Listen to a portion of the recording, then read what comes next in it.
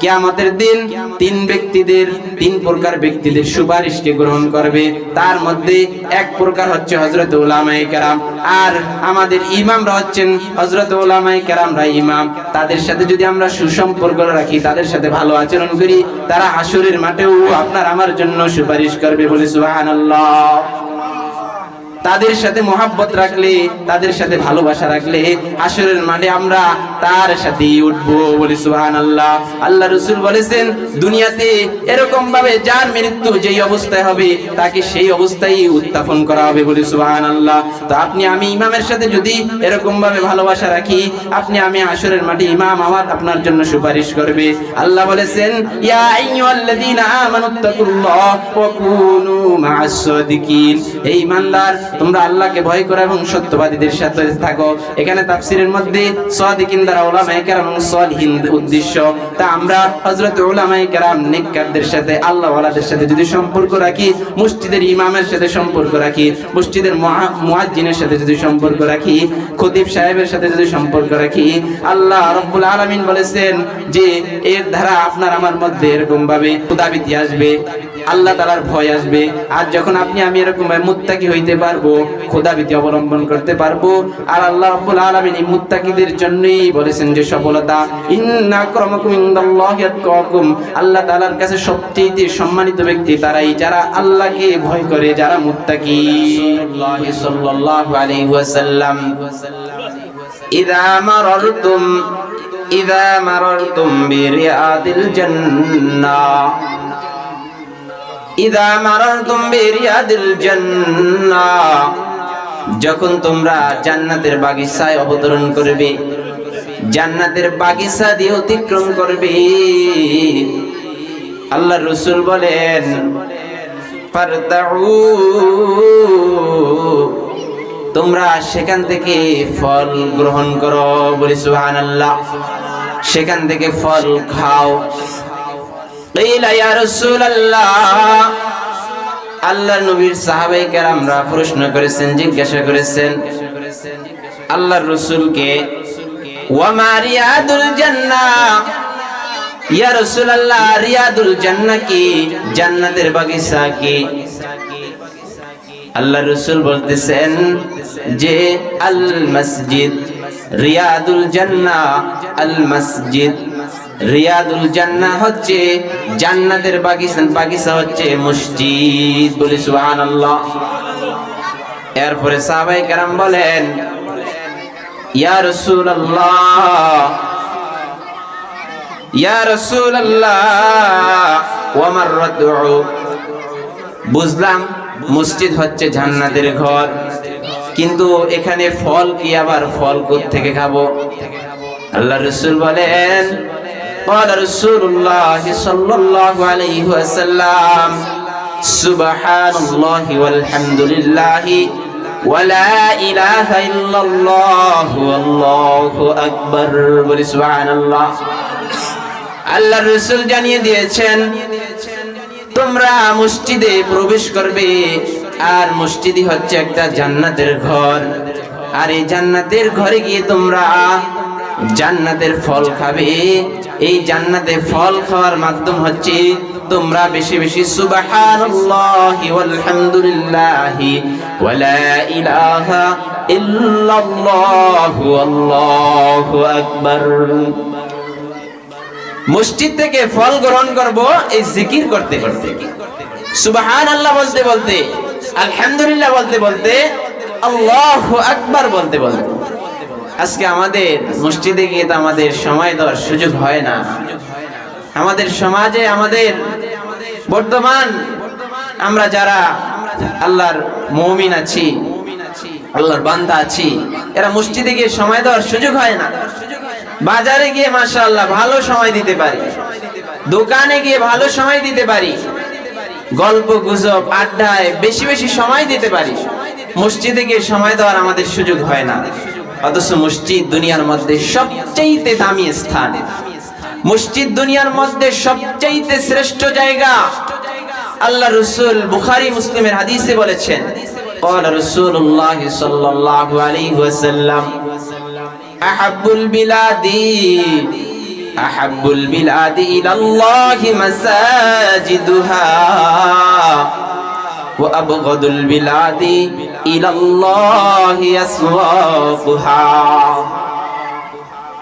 সরকারে দো আলম মুহাম্মদুর রাসূলুল্লাহ সাল্লাল্লাহু আলাইহি ওয়াসাল্লাম বলতেছেন, আহাব্বুল বিলাদি ইলাল্লাহি মাসাজিদুহা, এই দুনিয়ার মধ্যে যত স্থান রয়েছে, যত ভূমি রয়েছে, যত শহর রয়েছে, যত স্থান রয়েছে, তার মধ্যে সবচাইতে আল্লাহ রাব্বুল আলামিনের নিকট প্রিয় স্থান হইল মসজিদ। বলি সুবহানাল্লাহ। শুধু তাই নয় মুসলমান, আল্লাহর রাসূল এই কথাও জানিয়ে দিয়েছেন, ওয়া আবগাদুল বিলাদি ইলাল্লাহি আসওয়াকুহা, এই দুনিয়ার মধ্যে যত স্থান রয়েছে সবচাইতে নিকৃষ্ট স্থান, সবচাইতে খারাপ স্থান হয়েছে আল্লাহ রাব্বুল আলামিনের কাছে বাজার। বলি নাউজুবিল্লাহ। এখন আমরা সময় কোথায় বেশি দিই? বাজারে না মসজিদে? বাজারে। সময় এখন আমাদের বাজারে বেশি দেওয়া হয় মুহতারাম। মসজিদে আমরা সময় ব্যয় করতে পারি না। আমরা দিন থেকে ইসলাম থেকে দূরে সরে যাইতেছি। দুনিয়ার প্রতি আমাদের দিন মহব্বত, ভালোবাসা বেশি তৈরি হইতেছে। মুহতারাম হাজিরিন, আজকে বড় আফসোস লাগে, সাহাবায়ে কেরামের জীবনের দিকে যদি একটু তাকাই আর আমাদের জীবনের দিকে যদি একটু তাকাই, বড় আফসোস লাগে। সাহাবায়ে কেরামের জিন্দেগিটা ছিল দ্বীনের প্রতি ভালোবাসা, ইসলামের প্রতি ভালোবাসা। তারা ইসলাম এবং দ্বীনের প্রতি ভালোবাসার মুআমালা করতেন। আর আমরা বর্তমানে দ্বীন এবং ইসলামের প্রতি ভালোবাসার মুআমালা নয়, আমাদের দ্বীন এবং ইসলামের প্রতি হচ্ছে নিয়মের মুআমালা।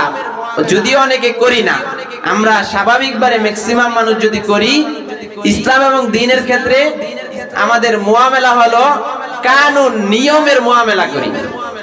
আর সাহাবায়ে কেরাম দ্বীনের ক্ষেত্রে করতেন ভালোবাসার মুআমালা, দুনিয়ার ক্ষেত্রে করতেন এরকম ভাবে কানুনি মুআমালা। কথাটা হয়তো অনেকের বুঝে আসে না। আর আমরা দ্বীন এবং ইসলামের প্রতি করি কানুনের মুআমালা, আর দুনিয়ার প্রতি করি ভালোবাসার মুআমালা। মুহতারাম হাজিরিন, বিষয়টা একটু বুঝবেন। সাহাবায়ে কেরাম দ্বীন এবং ইসলামের প্রতি ভালোবাসার মুআমালা কেমন ছিল এবং দুনিয়ার প্রতি তাদের কানুনি মুআমালা কেমন ছিল।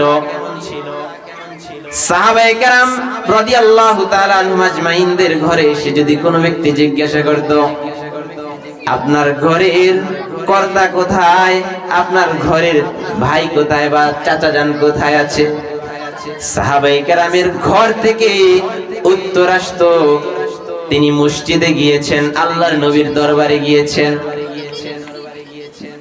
জিজ্ঞাসা করা হতো যে তিনি কোন সময় আসবেন, সাহাবায়ে কেরামের ঘর থেকে আওয়াজ আসতো, আল্লাহর নবীর দরবারে গেছে, মসজিদে গেছে, তো তিনি কখন আসেন সেই খবর আমাদের জানা নাই। পক্ষান্তরে সাহাবায়ে কেরামের ঘরে গিয়ে যদি জিজ্ঞাসা করা হতো যে আপনার ঘরের লোক ভাইজান চাচাজান কোথায় গিয়েছেন, সাহাবায়ে কেরামের ঘর থেকে আওয়াজ আসতো, উনি তো বাজারে গিয়েছেন। বলা হতো যে তিনি কখন আসবেন, সাহাবায়ে কেরামের ঘর থেকে আওয়াজ আসতো যে তিনি এই তো বাজারের কাজ, কেনাকাটা করা, এই সময়ের মধ্যেই চলে আসবেন। তাদের বাজার করার ক্ষেত্রে যেই সময় ব্যয় করার প্রয়োজন ছিল তারা ওই সময়ই ব্যয় করতেন, বেশি ব্যয় করার সুযোগ তাদের ছিল না বা বেশি ব্যয় তারা করতেন না।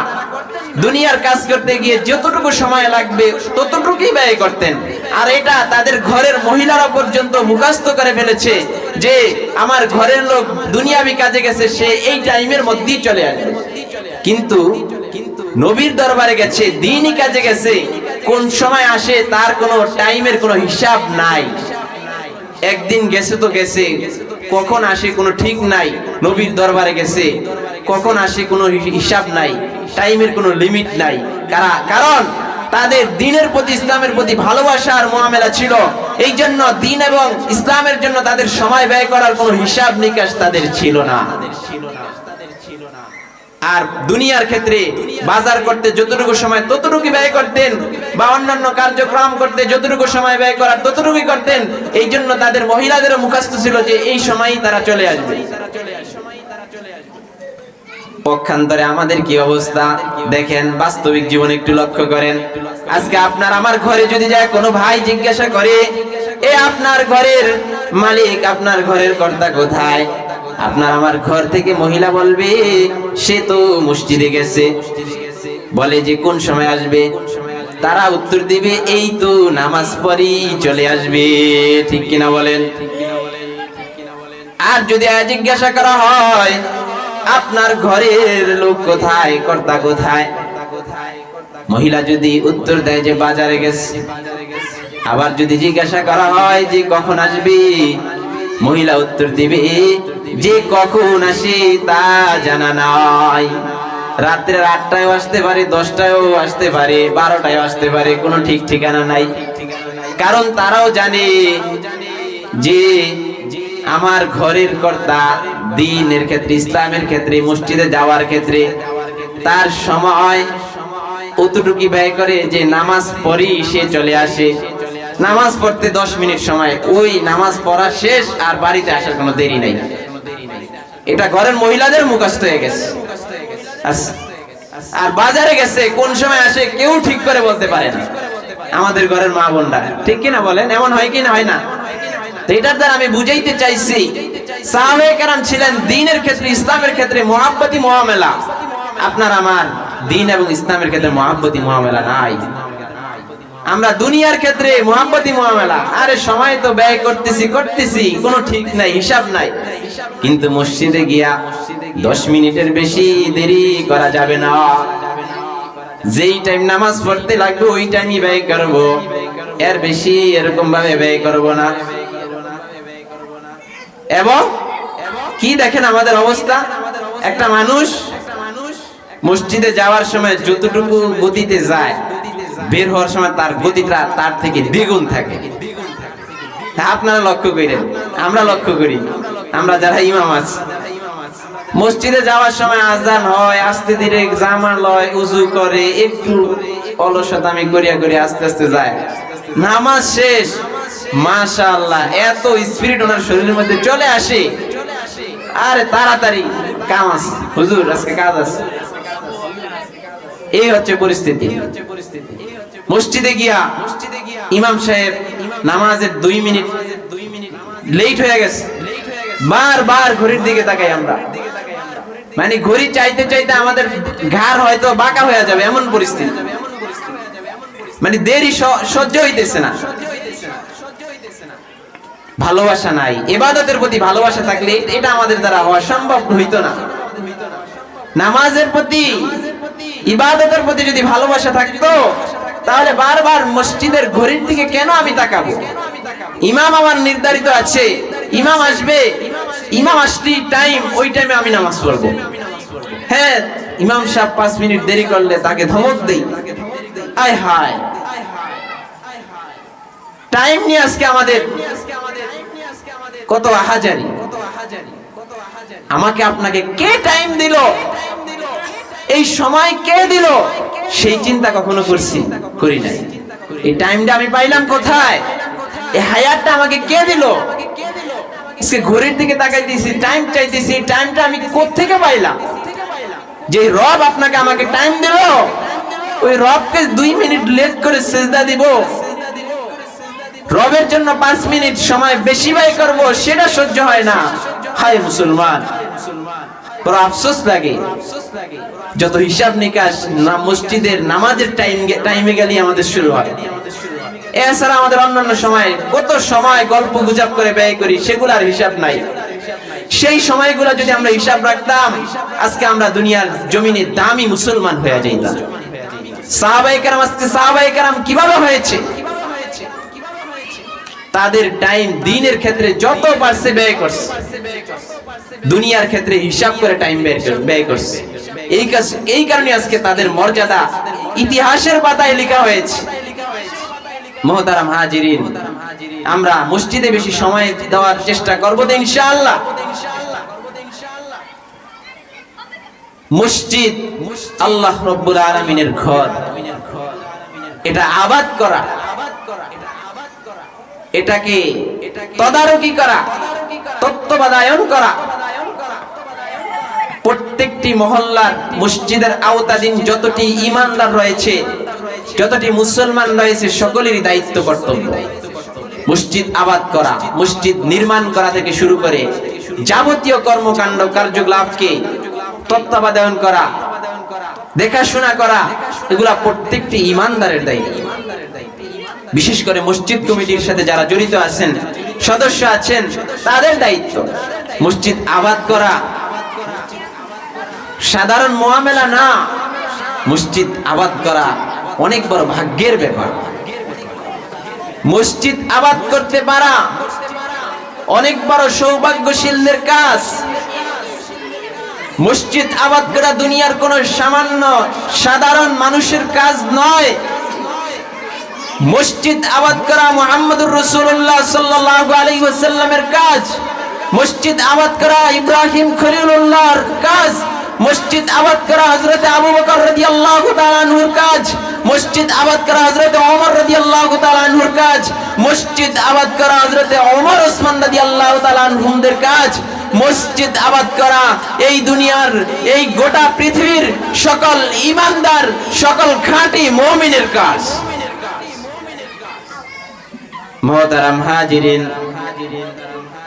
মসজিদ আবাদ করতে পারলে অনেক বড় ভাগ্যবান হব।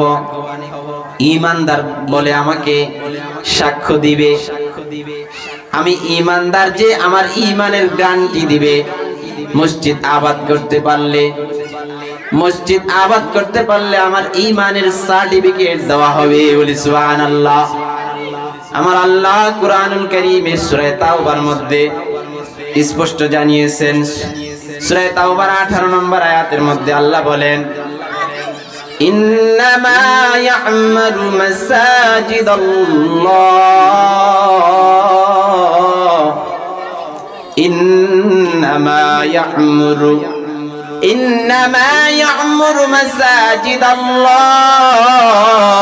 মাসাজিদাল্লাহ মান আমানা বিল্লাহি ওয়াল ইয়াউমিল আখির। আমার আল্লাহ কোরআনে কারিমে ডাক দিয়ে বলেন যে অবশ্যই মসজিদ আবাদ করবে, মসজিদ নির্মাণ করবে, মসজিদ আবাদ করবে ওই সমস্ত ব্যক্তিরা মান আমানা বিল্লাহি ওয়াল ইয়াউমিল আখির, যে ব্যক্তি আল্লাহ রাব্বুল আলামিনকে বিশ্বাস করে, আখিরাত দিবসকে বিশ্বাস করে। বলে সুবহানাল্লাহ। মসজিদ আবাদকারী ঈমানদারের গুণ। মসজিদ আবাদ করতে পারলে ঈমানদারের সার্টিফিকেট পাওয়া যায়। এবং আল্লাহ বলেন ওয়া আকামাস সালাতা ওয়া আতাজ যাকাত, মসজিদ আবাদ করবে যারা নামাজ কায়েম করে, যারা যাকাত দেয়। আমরা যারা নামাজ পড়ি, যারা যাকাত দেই, এরাই মসজিদ আবাদ করতে হবে। আমরা যারা আল্লাহকে বিশ্বাস করি, কিয়ামতকে বিশ্বাস করি, আখিরাতকে বিশ্বাস করি, এরাই মসজিদ আবাদ করতে হবে। মসজিদ যদি আবাদ করি, মসজিদ আবাদ করতে পারলে কি লাভ হবে? ফাসা উলাইকা ইয়াকুনু মিনাল মুহতাদিন। আল্লাহ বলেন আশা করা যায় যে মসজিদ যারা আবাদ করবে এরা হেদায়েত প্রাপ্তকারীদের মধ্যে অন্তর্ভুক্ত হবেন। বলি সুবহানাল্লাহ। আল্লাহর হেদায়েত পাওয়া এত সহজ নয়। এই জন্য আল্লাহ রাব্বুল আলামিনের হেদায়েত পাওয়ার মাধ্যম হবে, আল্লাহ বলেছেন আশা করা যায় হেদায়েত প্রাপ্তকারীদের মধ্যে অন্তর্ভুক্ত হওয়া যাবে মসজিদ আবাদ করতে পারলে। শুধু তাই নয়, মসজিদ আবাদ করতে পারলে তাকে ঈমানদার বলে সাক্ষ্য দেওয়ার কথা আল্লাহ রাসূল হাদিসে বলেছেন সুবহানাল্লাহ। মসজিদ আবাদ করা, একে ইমানদার বলে সাক্ষ্য দেওয়ার কথা আল্লাহ রাসূল হাদিসের মধ্যে জানিয়েছেন। মিশকাতের 69 নম্বর পৃষ্ঠায় হাদিস আসছে। عن أبي سعيد الخدري رضي الله تعالى عنه قال قال رسول الله صلى الله عليه وسلم إذا رأيتم يتعاهد المسجد إذا رأيتم الرجل يتعاهد المسجد فاشهدوا له بالإيمان। বিশ্ব নবী মুহাম্মদুর রাসূলুল্লাহ হাদিসের মধ্যে বলেন, যখন তোমরা কোন সম্প্রদায়কে যখন কোন ব্যক্তিকে তোমরা দেখবে যে সে মসজিদের তত্ত্বাবধান করে, মসজিদকে দেখাশোনা করে, মসজিদকে আবাদ করে, তোমরা তাকে ফাশহাদু লাহু বিল ঈমান, তোমরা তার ঈমান আছে বলে সাক্ষ্য প্রদান করো। বলি সুবহানাল্লাহ। মসজিদ আবাদ করতে পারলে, মসজিদ তত্ত্বাবধান করতে পারলে, মসজিদ দেখাশোনা করতে পারলে ঈমানদারের সার্টিফিকেট পাওয়া যায়। আল্লাহ রাসূল বলেছেন, এবং আল্লাহ রাসূল এটাও জানিয়ে দিয়েছেন যে ফাইন্নাল্লাহা ইয়াকুলু ইন্নামা ইয়া'মুরু মাসাজিদাল্লাহি মান আমানা বিল্লাহি ওয়াল ইয়াউমিল আখির। এই যে ইন্নামা ইয়া'মুরু মাসাজিদাল্লাহি মান আমানা বিল্লাহি ওয়াল ইয়াউমিল আখির, এই আয়াতের তাফসীর এই হাদিসের মাধ্যমে আল্লাহ রাসূল করেছেন যে মসজিদ আবাদকারীকে ঈমানদার বলে সাক্ষ্য প্রদানের কথা বলেছেন, সাক্ষ্য দেওয়ার কথা বলেছেন। এই জন্য মসজিদ আবাদ করা, মসজিদের তত্ত্বাবধান করা সবার কপালে জুটে না। আল্লাহর যার মধ্যে খাস রহমত আসে তাদের কপালে জুটে। এই জন্য মসজিদ আবাদ করার সুযোগ আসলে, তত্ত্বাবধান করার সুযোগ আসলে এটাকে গনিমত মনে করা। তো ইন্নামা ইয়া'মুরু মাসাজিদাল্লাহ, এই আয়াতের ব্যাখ্যায় তাফসীরের মধ্যে, তাফসীরে মাআরিফুল কুরআনের 558 নম্বর পৃষ্ঠায় লিখেছেন যে মসজিদ আবাদ যে করব আমরা, মসজিদ আবাদ করার ক্ষেত্রে মসজিদে আমরা নামাজ পড়ি, এটাও মসজিদ আবাদ করার অন্তর্ভুক্ত। তেলাওয়াত করা, জিকির করা, মসজিদে দ্বীন শেখানো, দ্বীন শিক্ষা করা মসজিদ আবাদ করার অন্তর্ভুক্ত। এবং কি কিতাবের মধ্যে লেখছেন মসজিদের পরিষ্কার পরিচ্ছন্নতা করো, এরকম ভাবে মসজিদ আবাদ করার অন্তর্ভুক্ত। তাফসীরের মধ্যে লিখেছেন যে মসজিদের রক্ষণাবেক্ষণ করা, মসজিদকে দেখাশোনা করা, মসজিদের যাবতীয় ব্যবস্থাপনা করা, এটাও মসজিদ আবাদ করার অন্তর্ভুক্ত। বলে সুবহানাল্লাহ। মসজিদ কোন সময় কি প্রয়োজন আছে, কোনান দিয়ে এরকম ভাবে সমস্যা হইছে, লাইটের সমস্যা হইছে, ফ্যানের সমস্যা হইছে, এরকম ভাবে আরো যাবতীয় যে সমস্ত জিনিসপত্র প্রয়োজন আছে সবকিছুর দেখাশোনা করা, তত্ত্বাবধান করা, মসজিদের ইমাম মুয়াজ্জিনদের খোঁজ খবর নেওয়া, মসজিদের ইমাম মুয়াজ্জিনদের তথ্য তালাশ নেওয়া, মসজিদের ইমাম মুয়াজ্জিন খতিবদের অধিকারকে পরিপূর্ণভাবে আদায় করা, এটাও মসজিদ আবাদ করার অন্তর্ভুক্ত।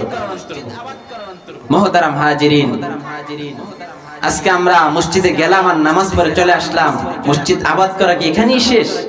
না, মসজিদ আমার নির্মাণাধীন থেকে শুরু করে এরকম ভাবে যত যাবতীয় কার্যকলাপ রয়েছে মসজিদের সাথে সংযুক্ত, ইমাম মুয়াজ্জিন থেকে শুরু করে সমস্ত কার্যকলাপকে আমার দেখাশোনা করতে হবে, তত্ত্বাবধান করতে হবে, তখন আমি মসজিদ আবাদ করতে পারবো। আল্লাহ যে বলেছেন যে মসজিদ নির্মাণ করলে জান্নাতে ঘর দিবে, জান্নাতে তার জন্য ঘর নির্মাণ করবে। قال رسول الله صلى الله عليه وسلم من بنى لله مسجدا بنى الله له بيتا في الجنة। দুনিয়াতে যারা মসজিদ নির্মাণ করবে আল্লাহ রাব্বুল আলামিন তাদের জন্য জান্নাতে ঘর নির্মাণ করবেন। বলি সুবহানাল্লাহ। শুধু তাই নয় মুহতারাম হাজিরিন, মসজিদ যেমন ভাবে নির্মাণ করা ফজিলতের কাজ, মসজিদে টাকা পয়সা দেওয়া যেমন ফজিলতের কাজ, মসজিদে দান সদকা করা যেমন ফজিলতের কাজ, মসজিদে টিউবওয়েল এরকম ভাবে লাইট ফ্যান ইত্যাদি ব্যবস্থা করা যেমন এরকম ভাবে সওয়াবের কাজ, তেমনি ভাবে মসজিদ ঝাড়ু দেওয়া সওয়াবের কাজ। আজকে আমাদের তো মসজিদ ঝাড়ু দেবে ইমাম মুয়াজ্জিন, নাউজুবিল্লাহ। মসজিদ ঝাড়ু দিব কে? ইমাম মুয়াজ্জিন। ইমাম সাহেব রাখছেন একজন, সে ঝাড়ু দেবে, নাউজুবিল্লাহ। আল্লাহ রাসূল হাদিসের মধ্যে জানিয়েছেন, ক্বালা রাসূলুল্লাহ সাল্লাল্লাহু আলাইহি ওয়াসাল্লাম, ইবনে মাজাহ হাদিস, মান আখরাজা আদাম মিনাল মসজিদে বানাল্লাহু লাহু বাইতান ফিল জান্নাহ, যে ব্যক্তি মসজিদ থেকে কোনো ময়লা দূর করবে, কোনো ময়লা বের করবে, মসজিদকে পরিষ্কার পরিচ্ছন্নতা করবে, আল্লাহ রাব্বুল আলামিন তাকে জান্নাতের মধ্যে একটি ঘর নির্মাণ করে দিবেন। বলে সুবহানাল্লাহ। হাদিসের মধ্যে বলছে যে মসজিদ থেকে ময়লা দূর করবে ইমাম, মসজিদ থেকে ময়লা দূর করবে মুয়াজ্জিন সাহেব, এরকম কথা হাদিসে বলছে। বলেন বলেন কোন হাদিসের কিতাবের মধ্যে থাকলে দেখান। আল্লাহর রাসূল মসজিদে নববীর ইমাম ছিলেন, তিনি শুধু মসজিদ ঝাড়ু দিয়েছেন না, এমন হযরতে বিলাল রাদিয়াল্লাহু তাআলা আনহু মসজিদের মুয়াজ্জিন ছিলেন, মসজিদে নববীর তিনি শুধু মসজিদ ঝাড়ু দিয়েছেন এমন কখনো নয়। মসজিদ ঝাড়ু দেওয়ার দায়িত্ব অত্র এলাকার মধ্যে যত ইমানদার ব্যক্তি আছে, যে বলবে যে আমি ইমানদার, তারই দায়িত্ব। মসজিদ শুধু ঝাড়ু দেওয়া ইমাম আর মুয়াজ্জিনের দায়িত্ব নয়, বরং এলাকার প্রত্যেকটি মুমিনের দায়িত্ব। জান্নাতে ঘর শুধু ইমাম আর মুয়াজ্জিন নিবে, আপনার জান্নাতে ঘর নেওয়ার প্রয়োজন নাই। এই জন্য মুহতারাম, আমরা সকলেই ঠিক মসজিদ যেমন ভাবে নামাজ পড়ি, ঠিক তেমনি ভাবে ঝাড়ুও দিব। মাঝে মধ্যে ঝাড়ু দেওয়ার চেষ্টা করব। হ্যাঁ, আমাদের ব্যস্ততা থাকবে, তাই বলে এমন না একটা বছর আমার থেকে অতিবাহিত হয়ে গেল আর আমার দ্বারা একদিনও মসজিদ ঝাড়ু দেওয়া সম্ভব হইল না। এমন হতে পারে কেন? সাহাবায়ে কেরাম ঝাড়ু দিতে পারলে আপনি আমি কি সাহাবায়ে কেরামদের থেকে দামি হয়ে গেছি? এই জন্য মন মানসিকতা পরিবর্তন করা দরকার যে মসজিদ শুধু ইমাম মুয়াজ্জিন ঝাড়ু দিবে এমনটা নয়, বরং আমি ইমানদার হিসেবে আমাকেও মসজিদ ঝাড়ু দিতে হবে। মুহতারাম হাজিরিন,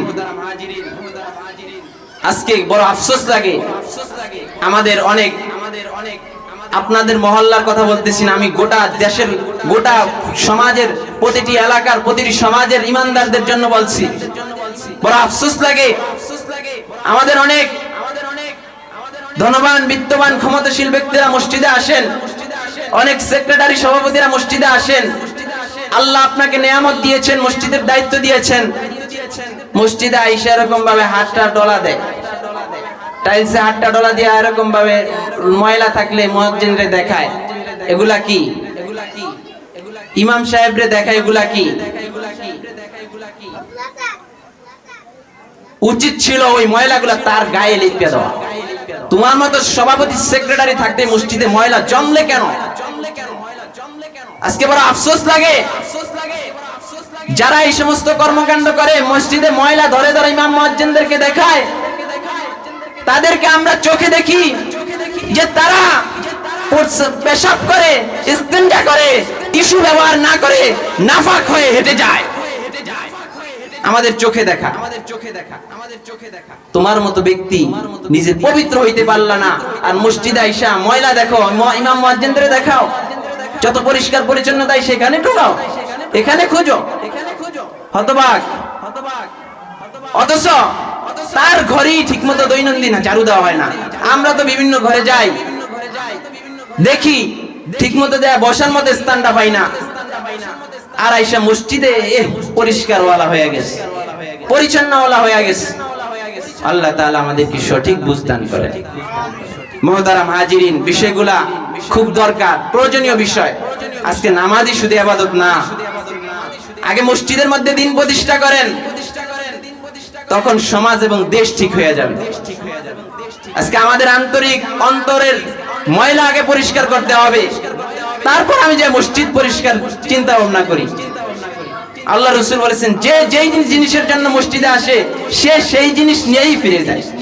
মসজিদে আসবেন ইমাম মুয়াজ্জিনদের দোষ ধরার জন্য, আপনি ওই জিনিস নিয়ে মসজিদ থেকে ফিরে যাবেন, নেক আমল নিয়ে নেক নিয়ে ফিরতে পারবেন না। আল্লাহ আমাদের সঠিক বুঝ দান করে। বন্ধুরা আমার, এই জন্য মসজিদের নির্মাণ কাজ সহকারে যাবতীয় জিনিস যেভাবে আমরা আবাদ করব, যেভাবে নামাজ পড়ব, যেভাবে তেলাওয়াত জিকির আজকার করব, ঠিক সেভাবেই মসজিদকে আমরা ঝাড়ু দেব, পরিষ্কার পরিচ্ছন্ন রাখব, এটা আমাদের দায়িত্ব মনে করব। ঠিক তেমনি ভাবে মসজিদের যারা এরকম ভাবে ইমাম মুয়াজ্জিন খতিব রয়েছে, আমরা তাদের দিকে লক্ষ্য রাখব, তাদের দেখাশোনা করব, তাদের তথ্য তালাশ নিব, তাদের সুখ দুঃখে আমরা এরকম ভাবে পাশে দাঁড়াবো, তাদের অধিকারগুলো আমরা বাস্তবায়ন করতে হবে। এটা ইমানদারের ইমানিয়ত।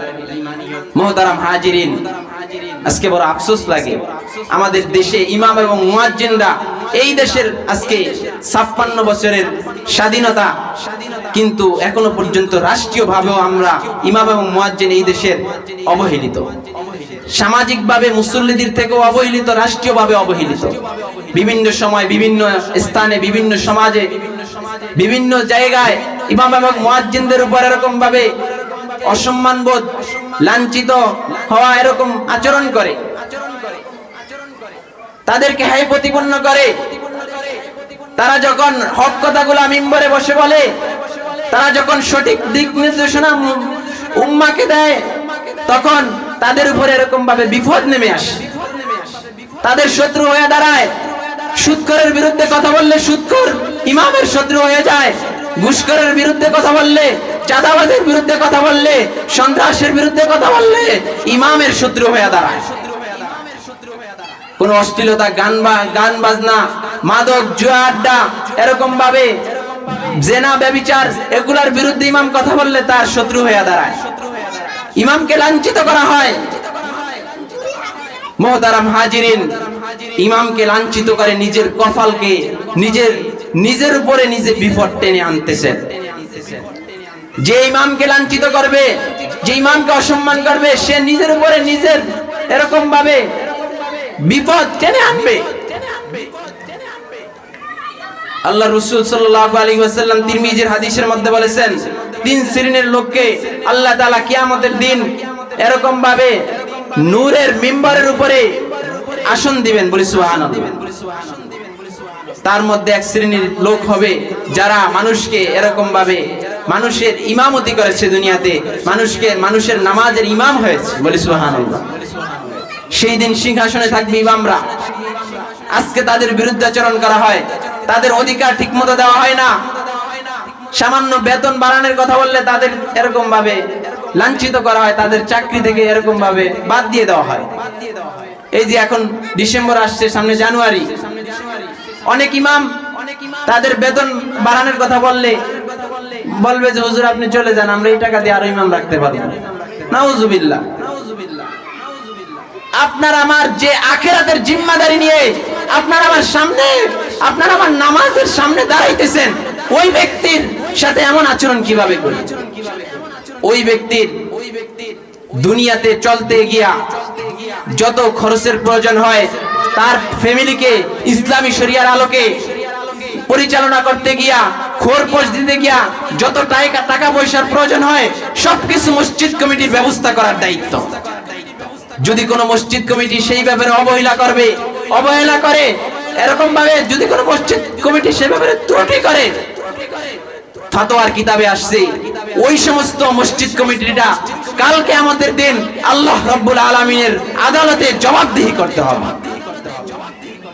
এই জন্য মুহতারাম হাজিরিন, আপনার আমার এই বিষয়টা বুঝতে হবে যে সে আপনার আমার ইমাম, সে আপনার আমার নেতা, সে আপনার আমার নামাজের নেতা, সে আপনার আমার এরকম ভাবে দুনিয়ার সামাজিক জীবনে যত কিছু আমার করার প্রয়োজন সবকিছুর নেতা। তাকে সেভাবে আপনাকে আমাকে মূল্যায়ন করতে হবে, তার সাথে আমাকে থাকতে হবে, যদি আমি এরকম ভাবে আখিরাতে নাজাত পাইতে হয়। মুহতারাম হাজিরিন, ইমাম কোন সাধারণ ব্যক্তি না, খতিব কোন সাধারণ ব্যক্তি না, মুয়াজ্জিন কোন সাধারণ ব্যক্তি না। এদেরকে রাষ্ট্রীয়ভাবেও মর্যাদা দিতে হবে, এদের সাথে কোনো অসম্মান বোধ লাঞ্ছনার কোনো কর্মকাণ্ড যদি কেউ করে তাদের ব্যাপারে রাষ্ট্রীয়ভাবে শাস্তির আইন পাশ করতে হবে। মুহতারাম হাজিরিন,